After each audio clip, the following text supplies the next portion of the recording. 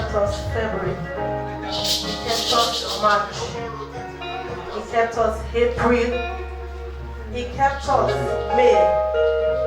He kept us June. He kept us July, August, September, and this is the end of October. If you are grateful to be alive, can you wave those hands to Jesus? Wherever you're watching us from, we are here to give God the thanks, all the praise for keeping us alive. He provided for us. He has healed us so many times. Psalms 103 says, "Bless the Lord, O my soul, and forget not all of his benefits." If you remember all the benefits of God in your life from January, just wave your hands. Wherever you are, you can give the Lord a dance of praise. Celebrate. Celebrate. Celebrate.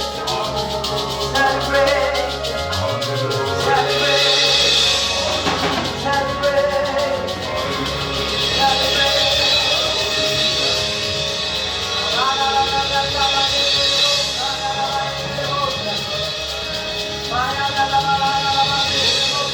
Wave your hands to Jesus.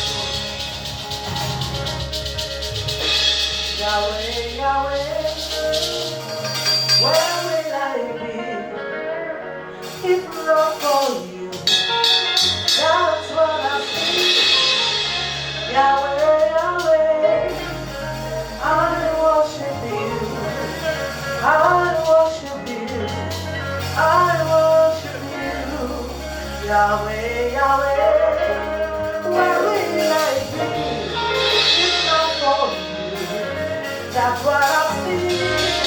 Yahweh, Yahweh, I worship you. I worship you. I worship you. Bẹ́sẹ̀ ọpẹ́ wa pọ̀, àwa ò lè sọ tó. Ṣùgbọ́n ó síbẹ̀síbẹ̀, àti wọ́n lòun bí a lè ṣe. Bàbá aláàánú mi, ẹ máa ṣe o bàbá. Èmi rò ó, èmi wò ó, èmi wò ó, oríṣẹ́ yẹn láyé mi. Ọ̀nà ọpẹ́ wa pọ̀, àmọ̀ràn Olúwa. Ọ̀nà ọpẹ́ wa pọ̀, àwa ò lè ṣàìdúpẹ́. Kí Olúwa ò ní wọlé. Ẹ̀yin ẹ̀dá ayé, ẹ̀yin ẹ̀dá ọ̀run. Kí Bàbá ọmọ òun rẹ̀ mi. Praise the Lord, praise the Lord, let the heart hear his voice. Praise the Lord, praise the Lord, let the people shout. Oh, come to the Father, that song, and give the glory. With his song. Pero mi caro, ay, agarraba de rosa. Nínú ọ̀rẹ́ tí bàbá ṣe. Pero mi naso, nínú ọ̀rẹ́ tí bàbá ṣe.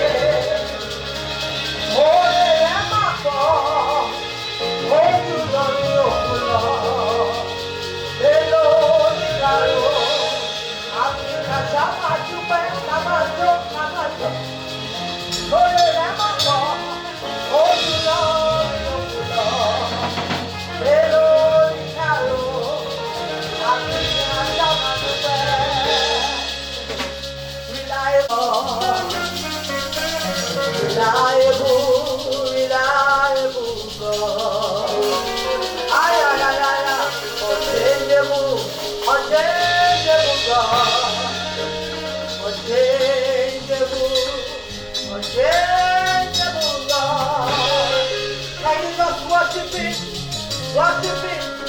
Worship Him. Worship Him.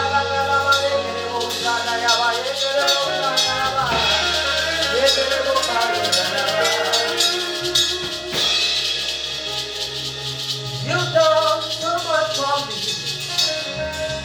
and I cannot tell it all. You've done so much for me, and I cannot tell it all. Lord Jesus, you've done so much for me, and I cannot tell it all. You've done so much for me, and I cannot tell it all.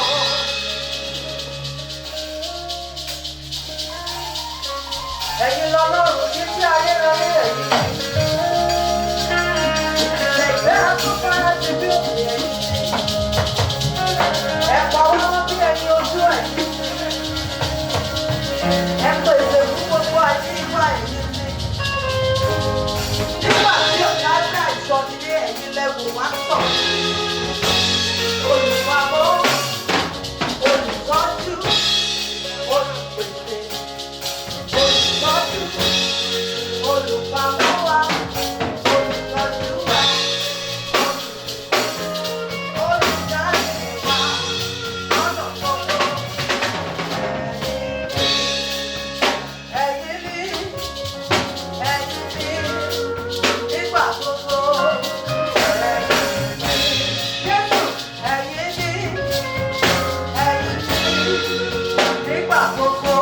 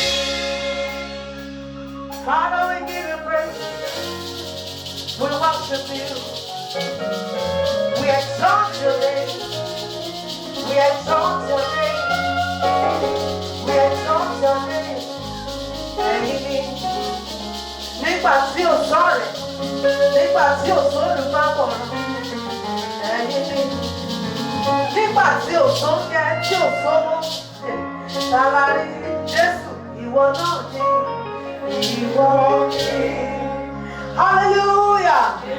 Ask your neighbor if you have a dancing partner. Ask him or her, are you ready to give God praise? Hallelujah. Amen. We bless the Lord, you are holy.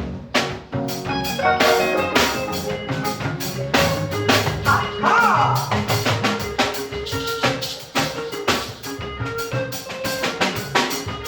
Are you celebrating him?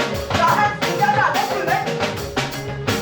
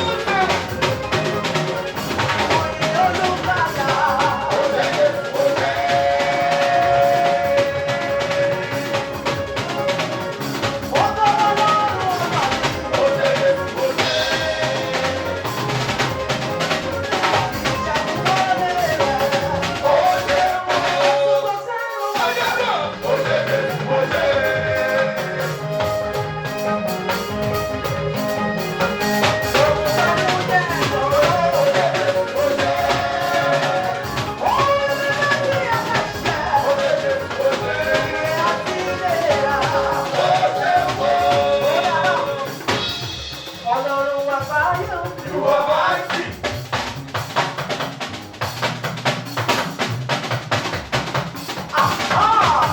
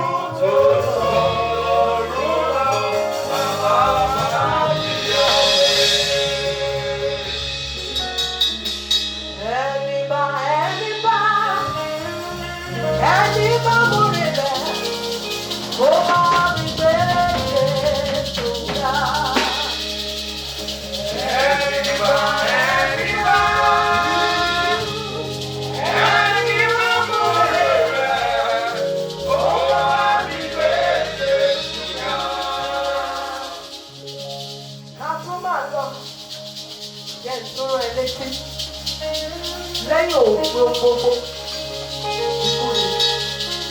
Kíkú yẹn bá dé, kò sẹ́ni tó máa kú báyìí o, but Jésù lè dé anytime. I don't know if your walk with Jesus is not right. I'd like you to make this straight. Nínú ìrìn àjò rẹ̀ ní mo kọ́ rí. Mo lọ láti Calvary. Nínú ẹ̀jẹ̀ náà, ìdánwò ló gbé nínú sọ́nà gbé nílé. Jésù ló tọ́ mi lọ, ìṣẹ́gun àgbọ̀ yẹn sókè. Àwọn fẹ́rí Jésù, ìlànà ojú rẹ̀. Ìgbà kọrin sí, ìgbà kọrin sí, ìgbà orin rẹ̀.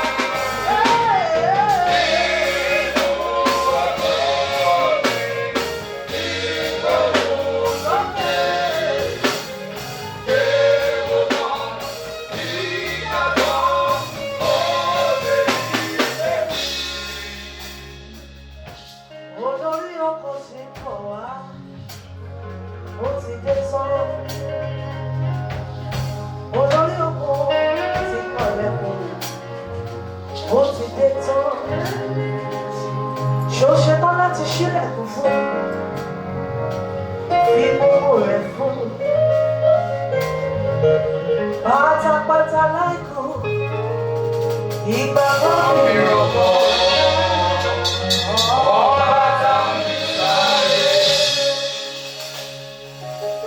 Mo fi gbogbo rẹ̀ fún pátápátá láìkú, ìgbàgbọ́ mi rọ̀gbọ̀.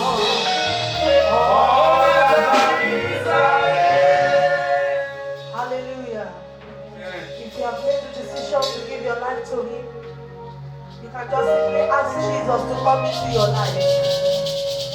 Just tell Him, Jesus, I want you to be the Lord and Savior of my life from today. I pray that the Lord of mercy will be with you always in Jesus' name. Thank you for joining us tonight. God bless you. Watch out on this space.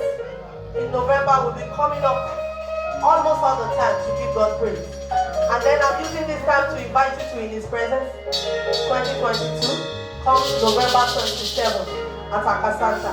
God bless you in Jesus' name. See you again next time.